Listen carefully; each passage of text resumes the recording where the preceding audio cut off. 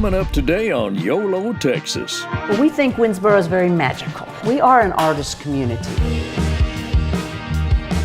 This is actually where ideas are formed and everything kind of comes to life here. Yes. So it all starts with the design, and then from there I make it on the pottery wheel or I hand build it. It's holiday season and we are making cookies.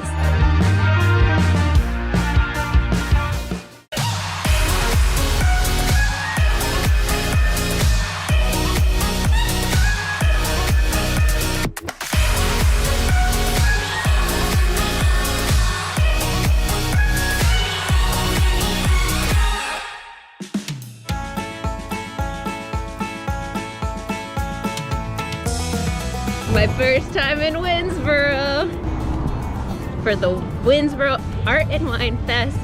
Had to show up in style.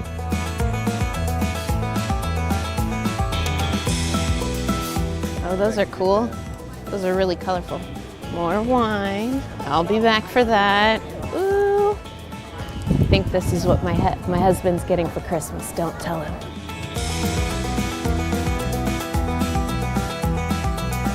I don't think I've ever seen a handcrafted kaleidoscope.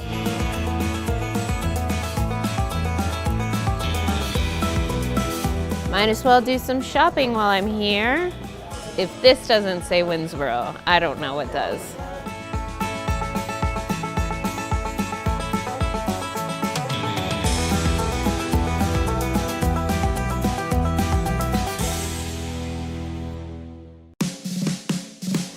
Welcome to Backstage Coffee Lounge. Oh, thank you so much. I'm Denise. I'm Denise. Oh, perfect. Okay, Denise, I need some coffee in my life. I came to the right place. You did. We have a fabulous one. We call it the Reese, and it's a greatest drink ever. Sign me up. Well, while I make this, if you would like to enjoy a little bit of our yummies, and also we have a new mural over on the side you can enjoy. I've never had a hummingbird cake, so that's the one I'll go with, yeah.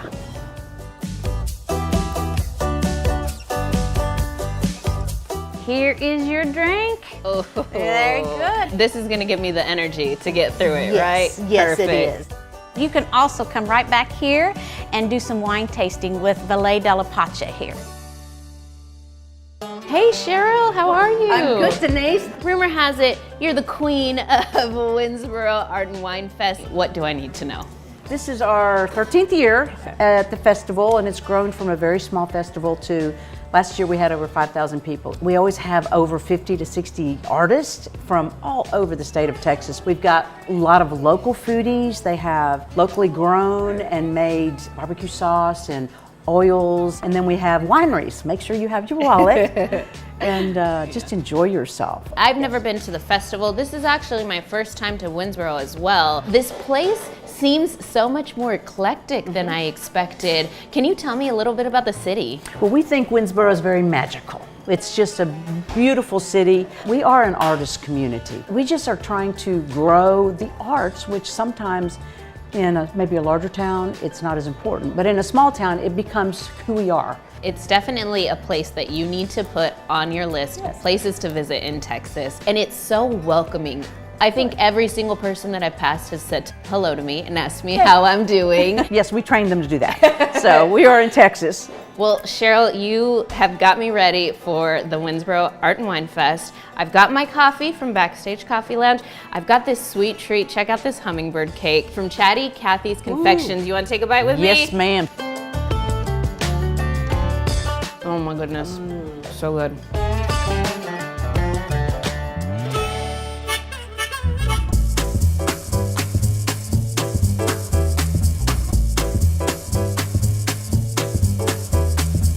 Tell me, what exactly is a pop-up poet? People would come up to me and I actually kind of interview them because I want the poems to be actually me writing about you to you. So we're gonna reverse roles here. Yeah. You're gonna be interviewing me. To Denise, the San Antonio beauty on duty for YOLO. Denise is the mother her daughter deserves. Thank you, cheers. Yum. Oh, that's great. Cheers. Thank you. Whoa, that's really good.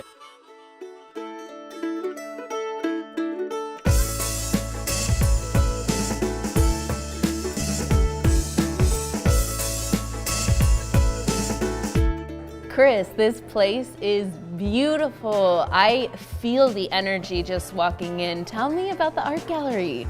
When I first started, I thought it was going to be just my art gallery, but then I realized there's so much art out there that needs to be seen. I went from 4 artists and now I have 22 that I'm representing. I wasn't sure how abstract or contemporary art would go in this little town, so I named it Modern Country.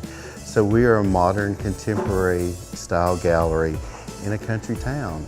And when I was looking for a space, Becky here at the boutique, she had this space, she was holding it for somebody special, and I go, this is it. And the energy that you talked about is exactly what I wanted to create. A lot of people might not know the emphasis of art here in the community, but that's important to you, right? Bringing this to the people even beyond the city, all over Texas, right? Exactly. It is really an art community. We have the Center for the Arts, the food that's coming in, the restaurants that are opening. The food is good. And then the wine situations too. So this is the perfect hub, and now people are really hearing about Winnsboro outside of Winnsboro, and they're coming to see what the buzz is all about. And so it's a win-win situation.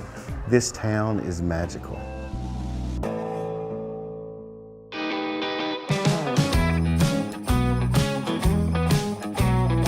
These ones are so cute. I love those. It's a cow horn in California. You make a design out of it.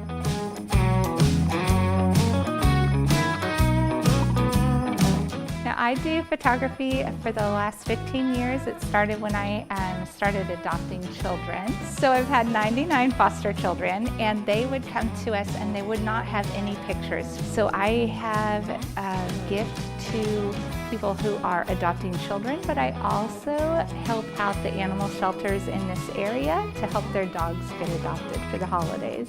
I just love animals, and so there's so many dogs that need to be adopted for the holidays, and they're just sitting there, and they're about $35 to $80, and your family can grow with a beautiful puppy.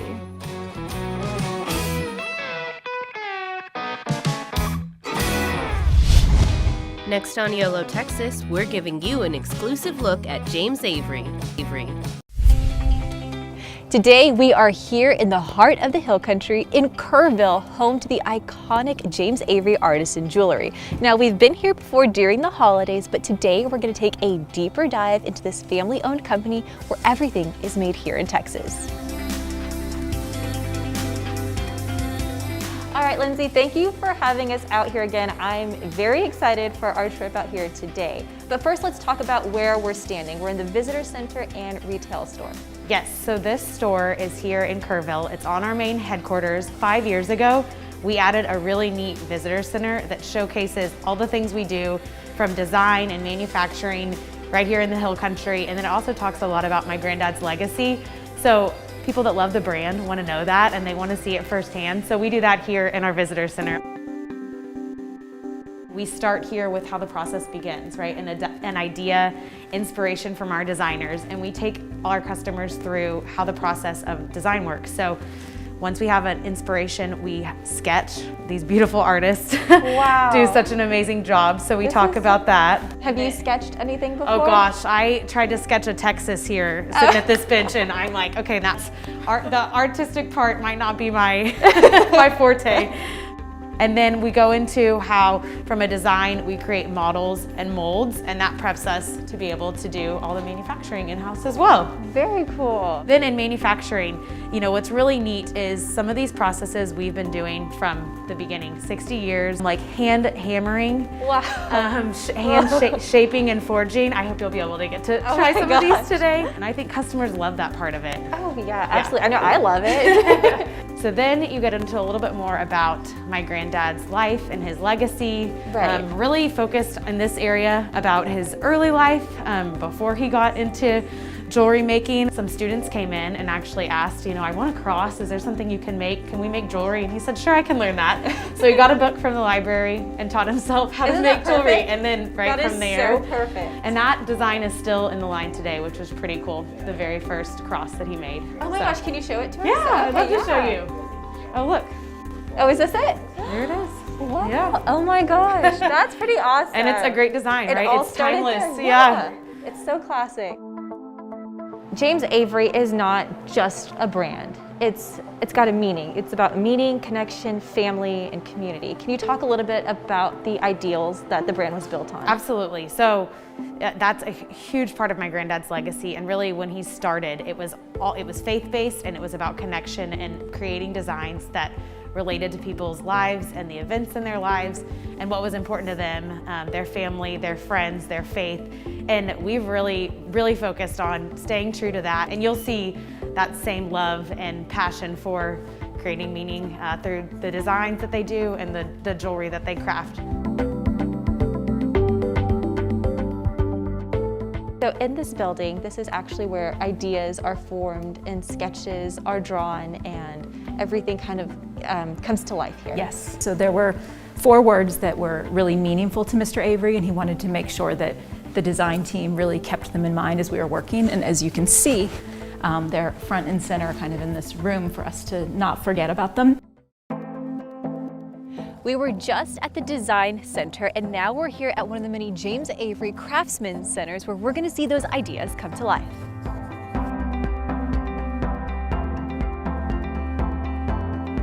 Okay, Ariel, so here we are at our Kerrville Craftsman Center where the majority of our jewelry is crafted.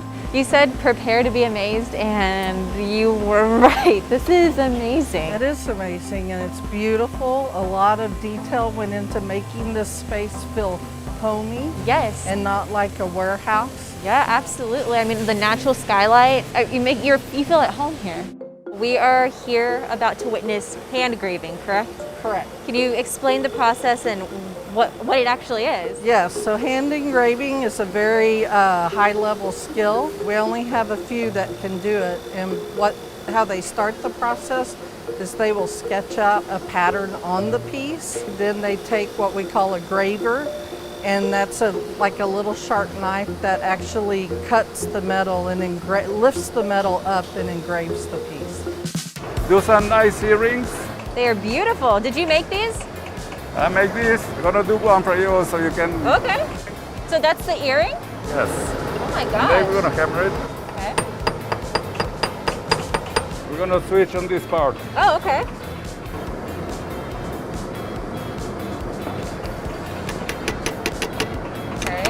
Okay. It's all crooked, and that's why we had to do. That's why they call it handmade. That's beautiful. You have experience. Perfect. You have experience, right? Only 40 years. Only 40. Yeah. Okay. I'm gonna try it. This side or this side? This side. That side. Let me show you something. Only right here. Okay. Don't do that. the whole hand. Yeah. That's okay. You can do it if you want, the way you want. It's all right.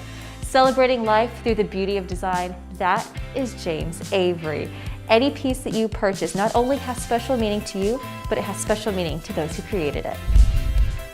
Coming up next, we check out a Texas artist right here on YOLO, Texas. It all starts with a design and a sketch. I'm just centering the clay, and that means I'm pushing it to the very middle. So this is coning. We cone up, and we stretch the clay into the middle of the wheel. So coning back down, in the pottery world they call it the tuna can. So now it is perfectly centered. And now the next step is to open up my center. So I'm gonna use my index finger. There's no mistakes, just a lot of gravy bowls made in beginner pottery classes. All right, so now I'm compressing the base so that you don't get any cracks in there. So now I'm lifting the walls. So I'm taking that extra clay that's at the base and I'm stretching it out.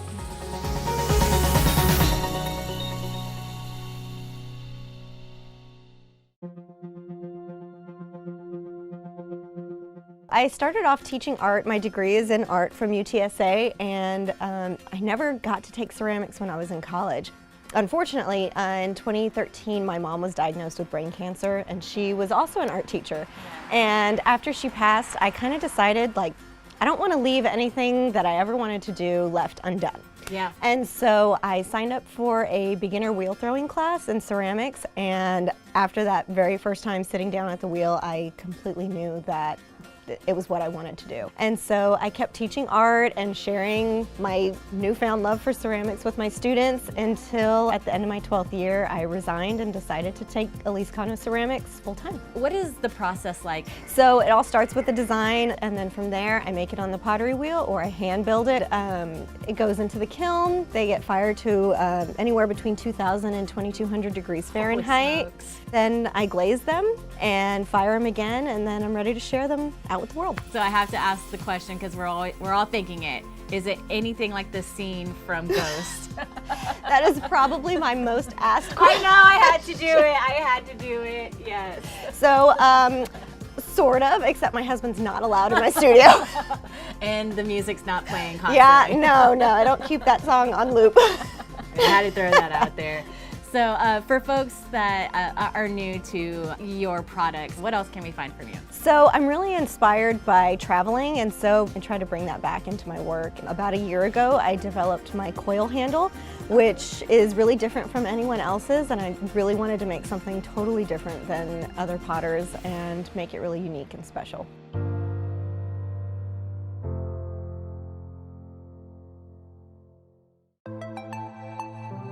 We've seen you go through the motions. Now I would like to try my hand, if you wouldn't mind. So I'm gonna go ahead and center it up for you. That way, that gets probably the hardest part out of the way. All right, so the first thing we're gonna do is turn on your pedal. Next, you always wanna have your hands wet. Now what we're gonna do is you're gonna push down in the center, pull towards your body. Okay. And pull straight and flat. Okay, you're good. I am? Yeah. It's moving. No. It happens. Okay. Okay. Can you salvage this? I could. Oh, goodness. Because every move that you make affects what the clay is doing. That was, honestly, it was a lot harder than I was expecting it to be. It really opened up my mind to something completely different. And that's my favorite part about making ceramics, is that it is a piece of art that you get to use. Stick around, YOLO, Texas. We'll be right back.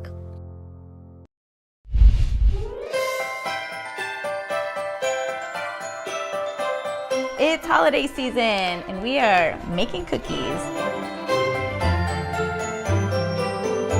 Hey, Jackie. Ariel, how are you? I'm good. Thank you for having me. Of course. What's that? It's for you. It's not wine, but I know you're gonna love it. I noticed it's not large enough to be wine. It's not a wine but bottle I'm gonna bag. get these cookies started and then I'm going to open this. So, you know what? I'm gonna put you to work right away. I need you, if you could, sift 4 cups of flour. Okay. So where did this recipe come from? Being that we're in Texas and it like rarely snows, snowballs are kind of a fun cookie recipe. I've always just kind of used my mom's recipe. These are super simple to make, they're super good, and then they just look really cute too. All right, I'm going to mix this away. So what's in a snowball cookie? Have the butter, sugar, and vanilla. Over there, you're sifting all the flour, a bit of salt, some Texas pecans. Okay. We'll make some of those in, and then we'll just make them into little round balls, bake them off, and then you dump them in powdered sugar, and they melt in your mouth. Oh my God, I'm so excited. This is my favorite season. I'm so glad we're doing this. Well, I know you have a little obsession with, you know, the holidays and Christmas time and Hallmark movies, and you're the Christmas in July person. Oh, I love Christmas in July. We know you do. Do you have any holiday traditions that you do? My mom loves to bake. Oh, well, you can take her some of these and then see how she likes them, and then, or you can make her a batch too. Yeah, because like we don't make these, so we usually do like the sugar cookies that are frosted with the royal icing. My girls like doing those too. I love piping and flooding. See how it's like a lot brighter now? It's not so yellow. Yeah. How you know a lot of air has been incorporated into it. Okay. And also note, you always want to use room temperature butter or like room temperature ingredients. Okay, you were telling me this one day Yes. that when you're baking, your wet ingredients have to be room temperature. Yes, it helps the butter incorporate into the flour better. This is good to go. All right, so before we start mixing everything, yes, I'm gonna open my gift. Okay, yay! I'm so excited. Oh, you're gonna love it. I mean, I think you're gonna love it. Thank you so much for bringing a gift. That's so sweet of you. It's a little El Arroyo sign. Yes, I know guac is extra, but so am I. So great. Thank you, Ariel. I love it. Thank you so much. So just mix this all up, and then so now we're just gonna sprinkle these guys in. Ta-da! Yay, it's done. So now it's nice. It almost smells like butter pecan ice cream. Oh my God. Right? It smells so good. No, it's super simple. So I'm gonna pop these in the oven for about 10-12 minutes at 325 degrees, and they should be perfect. All right, Miss Ariel. Yes. These are done. Yeah. So while they are warm, you're gonna grab a cookie and toss it into your powdered sugar. Okay. And you just kind of coat it around? Coat it, yeah. Literally anybody who's watching this right now is so lucky that you're sharing this recipe. It's really good. So good. They're super easy. Happy holidays, y'all.